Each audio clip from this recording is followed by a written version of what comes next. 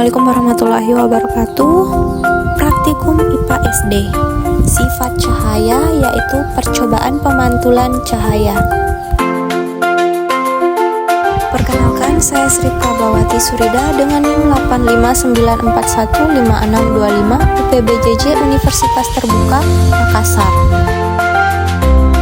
Nah, tujuan percobaan ini adalah 1. Menjelaskan sifat-sifat cahaya, 2. Menjelaskan sifat-sifat bayangan yang dihasilkan oleh cermin, 3. Menjelaskan sifat-sifat bayangan yang dihasilkan oleh lensa, 4. Menentukan fokus lensa atau cermin cembung, 5. Menentukan fokus lensa atau cermin cembung.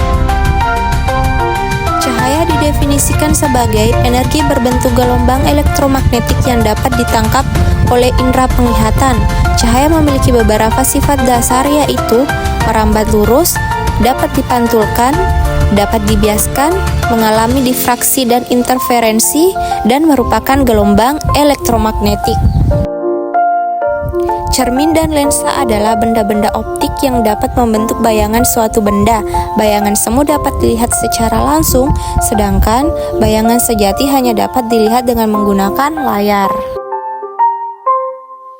Adapun alat dan bahan yaitu cermin datar, cermin cembung, cermin cekung, lampu senter, busur derajat, kertas putih, lilin, layar atau tabir kertas, celah cahaya, dan pentul. Pada percobaan ini dilakukan 3 jenis percobaan, yaitu pemantulan cahaya pada cermin datar, cermin cembung, dan cermin cekung.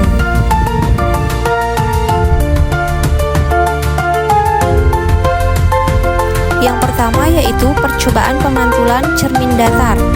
Pertama-tama kita buat garis pada kertas dan susun alatnya di atas kertas, yaitu cermin datar. Kemudian posisikan pentul pas di depan cermin dan satunya lagi di belakang cermin. Di sini bisa dilihat pentul seperti tembus dari depan ke belakang.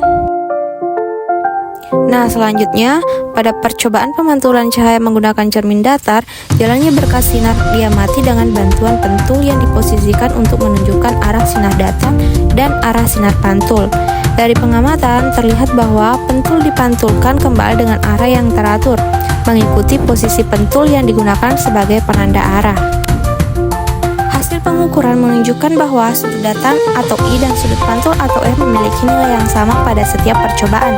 Data yang diperoleh yaitu sudut I 17 derajat sama dengan sudut R 17 derajat, sudut I 30 derajat sama dengan sudut R 30 derajat, sudut I 48 derajat sama dengan sudut R 48 derajat, sudut I 65 derajat sama dengan sudut R 65 derajat, sudut I 75 derajat sama dengan sudut R 75 derajat.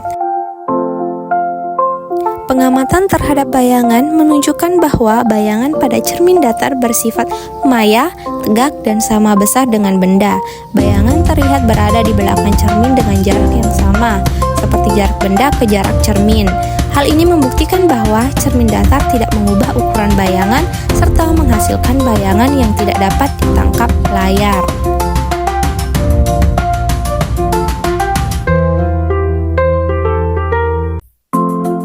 Yang kedua yaitu percobaan pemantulan pada cermin cembung. Pertama-tama kita susun alatnya terlebih dahulu. Nyalakan lilin dan amati dengan baik jalannya berkas cahaya pada saat sebelum dan sesudah mengenai cermin cembung. Pada percobaan cermin cembung, jalannya berkas cahaya dari lilin menunjukkan bahwa sinar pantul tampak menyebar setelah mengenai permukaan cermin yang melengkung keluar.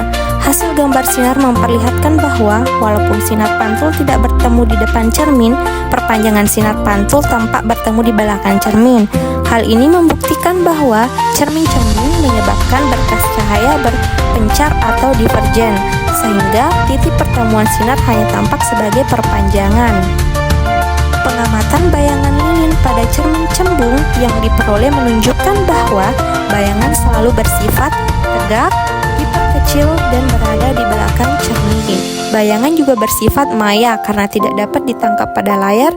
Ketiga sifat ini muncul pada semua posisi lilin, baik dekat maupun jauh dari cermin, sehingga membuktikan sifat umum cermin cembung. Yang terakhir yaitu percobaan pemantulan pada cermin cekung. Pertama-tama diletakkan cerminnya di depan lilin. Bisa dilihat di sini, bayangan yang terbentuk tampak terbalik. Pada percobaan cermin cekung, lilin diletakkan pada beberapa jarak berbeda dari cermin. Kemudian, bayangan yang terbentuk diamati menggunakan layar. Dari hasil pengamatan, diperoleh 4 pasangan data jarak benda atau S dan jarak bayangan atau S aksen. Nah, data yang saya peroleh yaitu yang pertama, jarak benda 11 cm dan jarak bayangannya 30 cm. Yang kedua yaitu jarak benda 13 cm dan jarak pada bayangan 24 cm. Yang ketiga yaitu jarak benda 19 cm dan jarak bayangan 14 cm. Yang keempat yaitu jarak benda 24 cm dan jarak bayangan 12 cm. Setiap kali posisi lilin berubah, lokasi dan ukuran bayangan pada layar juga ikut berubah. Ini sesuai dengan teori bahwa cermin cekung menghasilkan bayangan nyata yang letaknya bergantung pada posisi benda terhadap jarak fokus dan titik pusat kelengkungan cermin. Fenomena bahwa bayangan pada layar menghilang saat benda berada pada jarak tertentu. Hal ini membuktikan bahwa ketika benda tepat berada di titik fokus, sinar pantul menjadi sejajar dan tidak dapat berpotongan untuk membentuk bayangan nyata. Dengan demikian, seluruh hasil pengamatan baik perubahan ukuran bayangan, perubahan jaraknya maupun hilangnya bayangan semuanya sesuai dengan teori dan rumus cermin cekung. Pada percobaan ini dapat disimpulkan bahwa cahaya memiliki sifat merambat lurus dan dapat dipantulkan, yang tampak jelas pada percobaan menggunakan cermin datar yang menghasilkan bayangan maya, tegak, dan sama besar dengan benda. Kemudian, cermin cembung memperlihatkan sifat pemantulan menyebar sehingga bayangan yang terbentuk selalu maya, tegak, dan diperkecil.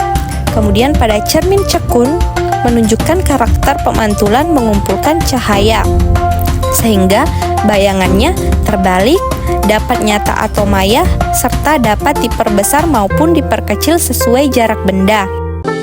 Dan pada jarak tertentu, bayangan tidak tampak karena benda berada di tepat di titik fokus. Di seluruh hasil pengamatan menunjukkan bahwa setiap jenis cermin menghasilkan bayangan dengan sifat yang berbeda sesuai bentuk permukaannya serta selaras dengan sifat dasar cahaya.